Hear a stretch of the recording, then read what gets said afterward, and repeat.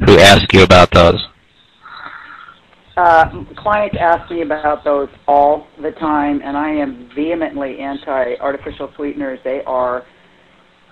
They're chemicals, and I know that we can make chemicals in our body, but I want you and the listeners to understand that when I say chemicals, I'm talking about something that is manufactured in a lab.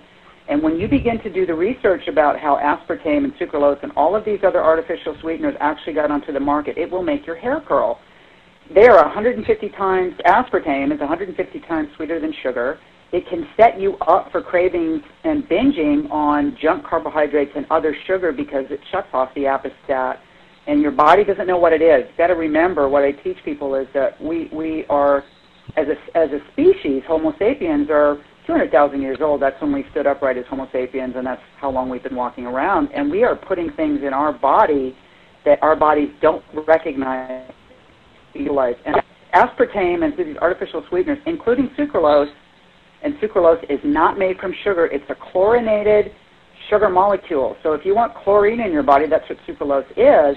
And when you bake it, it makes a completely different chemical cocktail that we don't even know what it is. So I don't understand personally why the American Heart Association, the American Diabetes Association give these a carte blanche when they are the side effects are so destructive. 75% of all the complaints that go into the FDA are aspartame and sucralose related, and they've been linked to things like autism, MS, Parkinson's. One of the byproducts of aspartame in your body is formaldehyde. So it kind of makes holes in your brain and makes it all, you know what happens to tissue when you put it in formaldehyde. It kind of makes it hard. So I get them off of artificial sweeteners. If they don't want to eat sugar, I recommend something like Rapidura, which is a totally unrefined form of sugar. You got to watch sugar. I don't care if sugar is sugar, or stevia. But I get them off of artificial sweeteners, and it is addicting. When you watch how crabby somebody gets if they're drinking gallons or cans of artificially sweetened stuff or foods a day, they get pretty crabby when you take them off of it. So I get them off of the artificial sweeteners.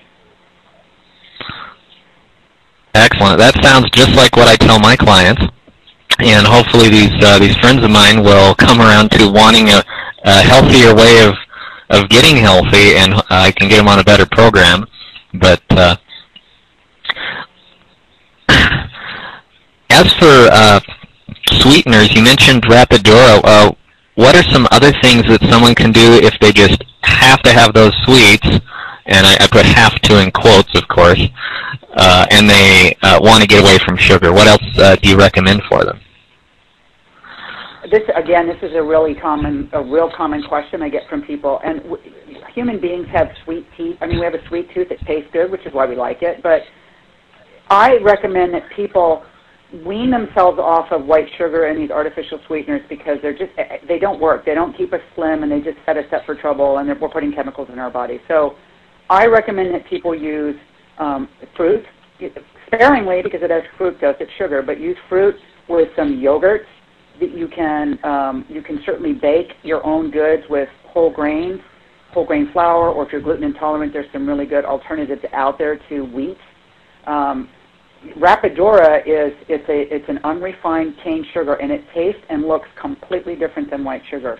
Sucanat is a refined version of sugar. It's probably a little better than white sugar, but not much. There is some controversy about agave nectar, that it spikes insulin because of the fructose in it, so I tend to keep people away from that. I have them sweeten things with raw honey. Raw honey actually has some anti-fungal properties to it, or small amount. Small is that's the word, is small. You can't use these sweeteners just carte blanche. You can't. You've got to be careful. But small amounts of certified organic maple syrup. It's a refined version of sugar, but I do recommend that people use those in small amounts. What I like to do is get people away from eating too much sugar and sweets because it causes an insulin surge, it keeps fat on you, and it makes weight loss really different for a multitude of reasons. But those are the options that I recommend for people.